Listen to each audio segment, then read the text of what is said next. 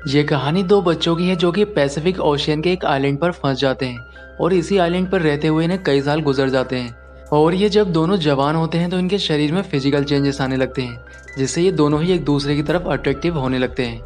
अब ये दोनों ही आगे क्या करने वाले हैं और आखिर इस आइलैंड पर किस तरह से फंस जाते हैं, ये जानने के लिए वीडियो के एंड तक बने रहना। तो चलिए स्टार्ट करते हैं मूवी की स्टोरी को। मूवी स्टार्ट होती है और एक शिप को दिखाया जाता है जिस पर एक फैमिली होती है, जहाँ पर दो बच्चे होते हैं, जिसमें लड़के का नाम रिचर्ड और लड़की का नाम एमलिन होता है। ये दोनों ही कजिन है। यहाँ पर रिचर्ड के साथ उसका फादर भी होता है। इनके साथ एक कुक होता है जिसका नाम पैडी है और वो शिप पर सभी लोगों के लिए खाना बनाता है। अब शिप में अचानक में आग लग जाती है और धुआं फैल जाता है, जिसकी वजह से कुछ भी दिखाई नहीं दे रहा था।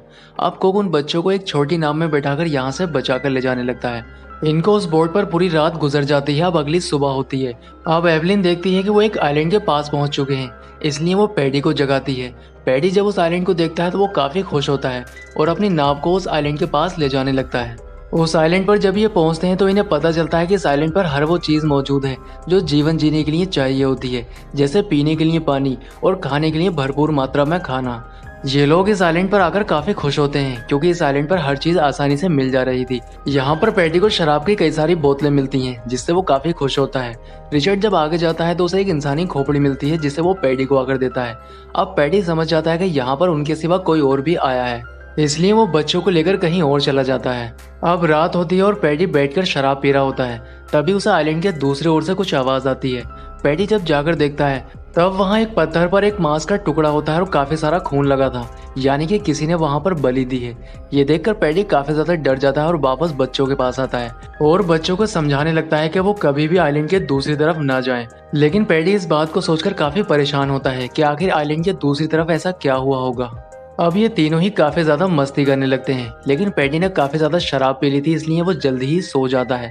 अब अगली सुबह होती है और पैडी देखता है कि उसकी शराब की कैन पानी में बह रही है, जिसे पकड़ने के लिए वो पानी में उतर जाता है, लेकिन नशे में होने की वजह से वो पानी में डूब जाता है। अब सुबह को जब बच्चे उठते हैं तो वो देखते हैं कि पैडी वहां पर नहीं है। वो उसकी तलाश करने लगते हैं।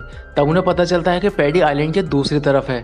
वो बच्चे नाव लेकर उस तरफ पहुंच जाते हैं और वो देखते हैं कि पैडी मर चुका है। ये देखकर बच्चे काफी ज्यादा डर जाते हैं क्योंकि एक पैडी ही था जो उनका ख्याल रखा करता था, लेकिन अब वो भी मर चुका है और बच्चे यहाँ पर अब बिल्कुल अकेले हैं।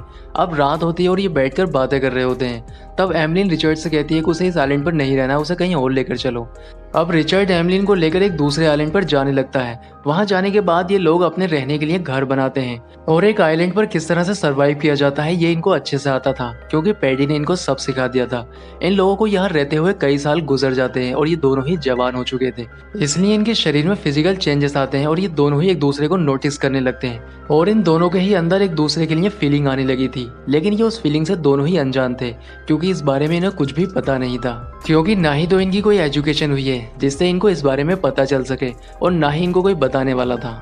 एक दिन एमलिन पानी में नहा रही होती है, तब उसकी बॉडी से ब्लड आने लगता है, जिसे देखकर वो काफी डर जाती है और वो रिचर्ड को आवाज लगाती है। लेकिन बाद में उसे पता चलता है कि वो ब्लड उसी की बॉडी से आ रहा था, यानी कि वो उसका फर्स्ट पीरियड था।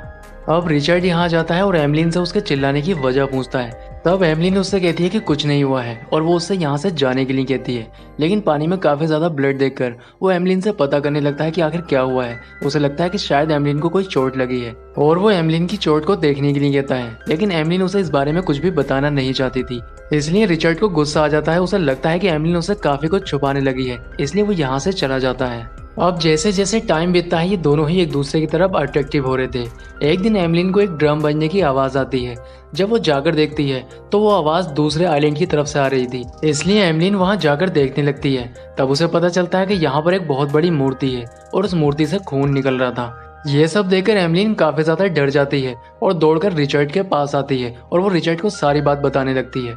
ये बात सुनकर रिचर्ड को उस पर गुस्सा आता है, क्योंकि पैडी ने उन दोनों से ही वहां जाने के लिए मना किया था और उन दोनों को ही कसम दी थी कि वो उस आइलैंड की तरफ ना जाएं। लेकिन एमलिन ने वहां जाकर पैडी की कसम को तोड़ दिया था, जिससे रिचर्ड उस पर गुस्सा करता है। अब रात को एमलिन जब सोती है तो उसे एक सपना आता है, जिसमें वो देखती है कि रिचर्ड पानी में डूब रहा है और उसकी मौत हो गई है। ये देखकर वो काफी ज्यादा डर जाती है। अब यहाँ पर रिचर्ड भी आ जाता है और वो रिचर्ड से कहती है कि वो उसको कभी भी खोना नहीं चाहती है। ये बात कहकर वो उसे किस कर लेती है। अब रिचर्ड के अंदर फीलिंग आ जाती है और वो उसके करीब आने की कोशिश करता है, लेकिन एमलिन को ये अच्छा नहीं लगता है और वो वहाँ से चली जाती है। अब सुबह होती है और रिचर्ड कहीं जाने लगता है। तब एमलिन उसे रोकने की कोशिश करती है, लेकिन वो गुस्से में होता है, उसकी बात नहीं सुनता और वहाँ से चला जाता है। अब एमलिन उसे मनाने के लिए उसके पीछे जाती है। तब वो एक पत्थर के पीछे कुछ कर रहा होता है। अब एमलिन को ये देखकर समझ नहीं आ रहा था कि आखिर रिचर्ड क्या कर रहा है। जब वो उसको आवाज़ लगाती है तो रिचर्ड उस पर गुस्सा करता है। इसके बाद रिचर्ड को एक शिप आता दिखाई देता है, इसलिए वो दौड़कर एक पहाड़ी की तरफ जाता है जहाँ पर उसने कुछ लकड़ियाँ इकट्ठी की थी, जिससे वो उसमें आग लगाकर उसको सिग्नल दे सके। लेकिन उसको जाने में देर हो जाती है और शिप वहाँ से चली जाती है, जबकि एमलिन भी वहीं थी। अगर वो चाहती तो उसमें आग लगाकर सिग्नल दे सकती थी, लेकिन वो ऐसा नहीं करती है क्योंकि एमलिन को यहाँ रहना अब अच्छा लगने लगा था। इस बात पर रिचर्ड एमलिन पर और ज्यादा गुस्सा करने लगता है। अब वो गुस्से में एक नाव बनाता है और उस नाव को पानी में डालकर यहाँ से जाने लगता है, लेकिन उसकी नाव कुछ ही दूर जाकर पानी में डूब जाती है और वो गिर जाता है।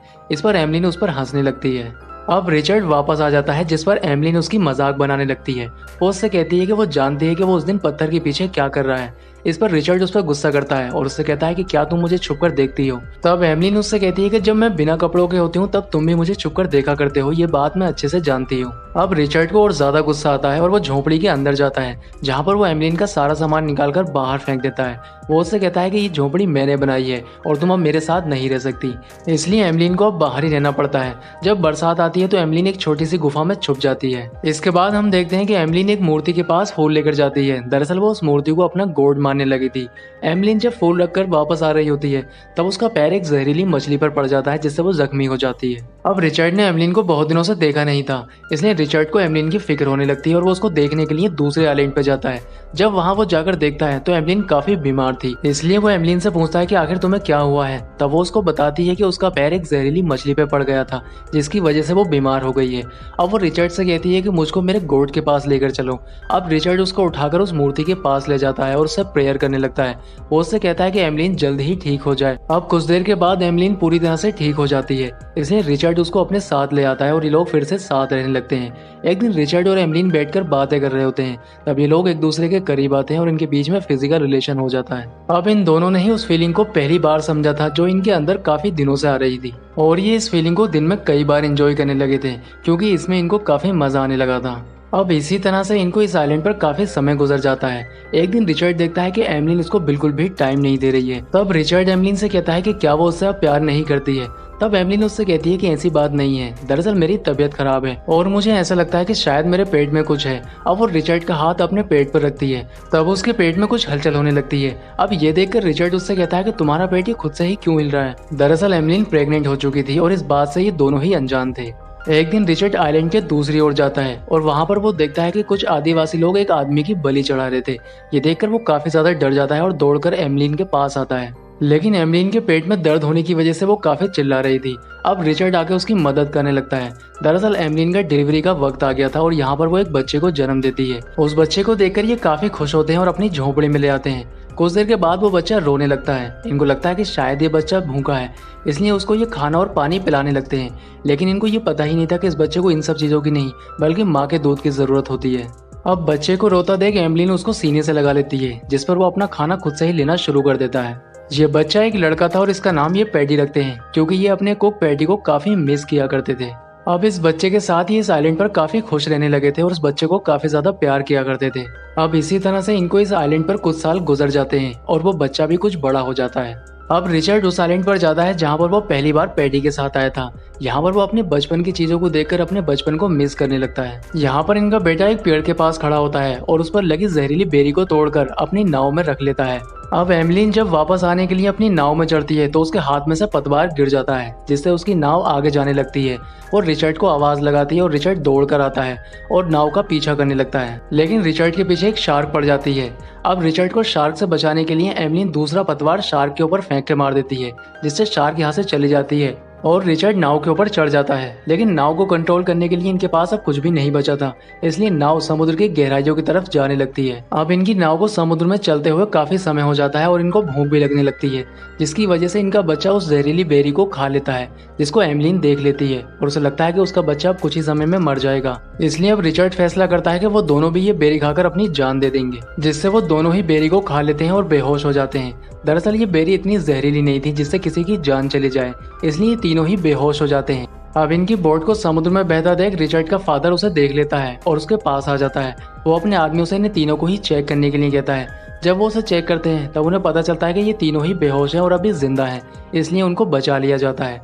इसके साथ ही मूवी का एंड हो जाता है। दोस्तों वीडियो अच्छा लगा है तो लाइक करें और इसके साथ ही चैनल को सब्सक्राइब जरूर करें। तो मैं आपसे मिलता हूँ इसी तरह की किसी नेक्स्ट वीडियो में।